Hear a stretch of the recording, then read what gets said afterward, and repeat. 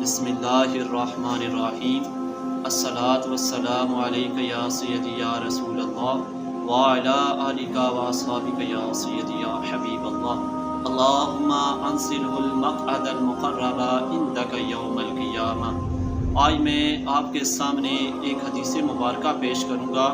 جس میں آپ صلی اللہ علیہ وآلہ وسلم نے ارشاد فرمایا کہ فلاں فلاں کام کرنے والا بندہ ہم میں سے نہیں ہے۔ تو پہلے تو جان لیتے ہیں کہ ہم میں سے نہیں ہے کا معنی کیا ہے اور محدثین نے اس کے کیا معنی بیان کیے ہیں۔ آیا کہ اس کا معنی یہ ہے کہ وہ دار اسلام سے بندہ خارج ہو گیا، کیا وہ کافر ہو گیا، کیا وہ مرتد ہو گیا؟ کیونکہ آج کل بہت زیادہ ایسے لوگ ہیں کہ جو کفر کے فتوے دیتے ہیں اور بہت جلدی بندے کو کافر بنا دیتے ہیں، کیونکہ اسلام میں داخل کرنے والے کم ہیں اور اسلام سے نکالنے والے بندے بہت زیادہ ہیں۔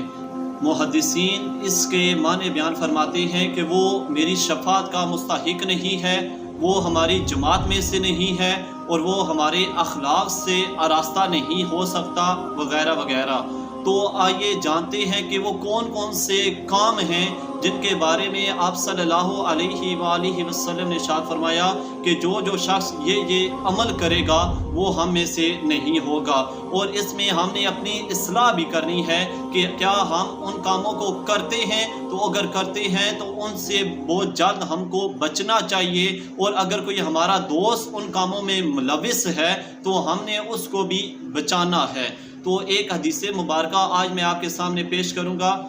آپ صلی اللہ علیہ وآلہ وسلم نے ارشاد فرمایا کہ جو بندہ غریبان چاک کرے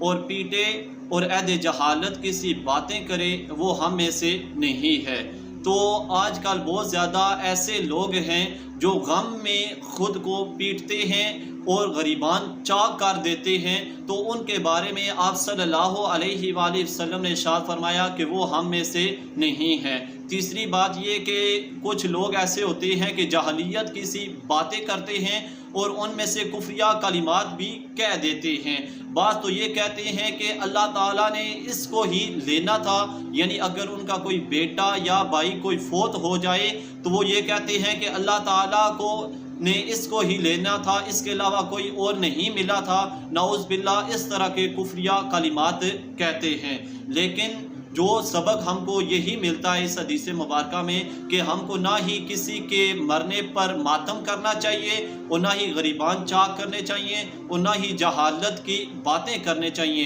اور بعض تو ایسے لوگ ہیں کہ انہوں نے ماتم کرنے کو اپنا شعار بنا لیا ہے اور اپنا بعضوں نے بزنس بنایا ہوا ہے کہ وہ ماتم کرتے ہیں اور پیسے لیتے ہیں۔ بالخصوص انہوں نے کچھ دنوں کو مختص کر لیا ہے، جیسے کہ محرم کے دن ہیں تو ان دنوں میں وہ بہت زیادہ ماتم کرتے ہیں، تو ان کے لیے اس حدیث کے مصداق وہ بنتے ہیں، کیونکہ حضور صلی اللہ علیہ وآلہ وسلم نے ارشاد فرمایا کہ جو ماتم کرے وہ ہم میں سے نہیں ہے۔ تو اس حدیث سے ان کو عبرت پکڑنی چاہیے، اور اللہ تعالیٰ کی بارگاہ میں یہی دعا کرتا ہوں کہ اللہ تعالیٰ ان کاموں سے بچنے کی توفیق عطا فرمائے۔